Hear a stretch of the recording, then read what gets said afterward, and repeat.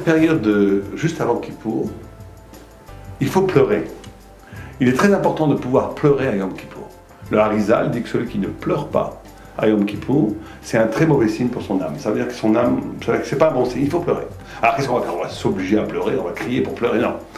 D'où vient le phénomène des larmes? D'où vient le fait que je pleure? Eh ben, c'est très simple. En réalité, les pleurs qui nous sont demandés ne sont pas des pleurs de crocodile, des larmes de crocodile. Ce qui nous est demandé, c'est une prise de conscience, de se rendre compte, quand on pleure, c'est quand on pleure vraiment, c'est quand on se rend compte, ou dans le bonheur, ou malheureusement dans le malheur, de la distance, de l'écart qui existe entre ce que je suis et ce que je devrais être. Ce qui va donner la grandeur, l'élégance spirituelle, la noblesse spirituelle d'un homme par rapport à un autre, c'est est-ce qu'il reste fidèle à un idéal? Est-ce qu'il reste fidèle à un idéal de soi-même? Est-ce qu'il a une shayachut? Est-ce qu'il a un rapport avec ce qu'il devrait être? En d'autres termes, quelqu'un qui a renoncé à devenir, quelqu'un qui n'a plus d'espoir, est un être, d'un point de vue spirituel, qui est devenu un paysan. Il n'a plus de noblesse, il n'a plus la grandeur, il n'a plus de noblesse, il est devenu bestial. Il s'est accommodé avec la partie basse de son être. Chacun d'entre nous a deux parties. Rachid dit Vayatser avec deux yud, Vayatser, Dieu, l'homme a été créé deux yud, Rachid dit deux yud, un olamazé, l'autre olamaba. Monde ici, monde d'en haut. Donc l'homme est né écartelé. Il n'est pas unique, il est double.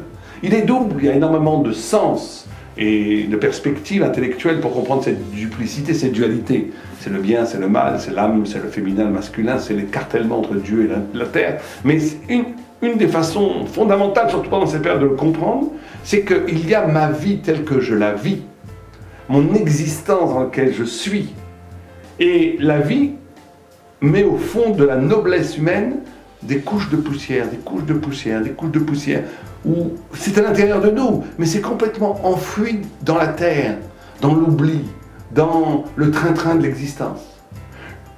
Et cette conscience, cet éveil, le fait d'être un éveillé, de tout le temps essayer de rallumer la flamme de la génialité qui est dans chacun de nous, c'est ça qui va donner la grandeur d'âme de chacun d'entre nous. Et donc quand on se rend compte de la distance qu'il y a entre ce que je dois être et ce que je suis, ce pourquoi j'ai été créé, le projet divin, la finalité de mon existence, et comment je vis mon existence, quand on se rend compte de l'écart qui existe entre les deux, ça provoque des larmes. D'ailleurs, quand il arrive des grands moments de joie, on a aussi des larmes, parce que c'est comme si on rencontrait un peu cette grandeur. Et en rencontrant cette grandeur, on comprend combien on était, combien on l'a espéré, et combien on l'a trahi, en réalité, tout au long de la vie. Et donc, à Kippour, et pendant Yom Teshuvah, tous les Yom Teshuvah, ce qui est très important, c'est d'essayer en tous les cas, d'actualiser, de rendre tangible, de rendre réelle cette aspiration à la noblesse de ce que je devrais être et à la prise de conscience honnête de la distance qui me sépare par rapport à cette génialité que je dois rejoindre. Lech lecha, va vers toi, va vers tes génialités. Et les larmes, c'est ça. Les larmes, la Gemara dit que c'est le sang de l'âme. Ça veut dire que c'est quelque chose de complètement intime. Les larmes font jaillir une pureté intérieure qui ne peut pas s'exprimer par des mots parce qu'elle n'est pas encore actualisée, elle n'est pas assez puissante, assez dominatrice pour rentrer dans ma vie parce que j'en suis encore trop loin. Mais c'est là, c'est ressenti, c'est pressenti. C'est quelque part comme une trace à l'intérieur de moi. Et donc, ces larmes sont fondamentales. Celui qui ne pleure pas à Kippour, ça veut dire qu'il, quelque part, inconsciemment ou consciemment, il a fait le deuil.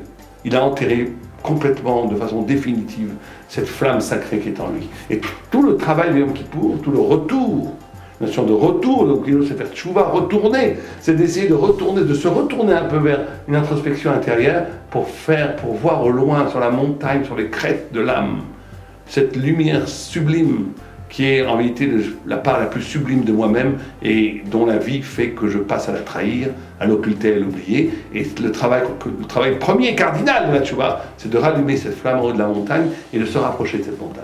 Alors, voilà,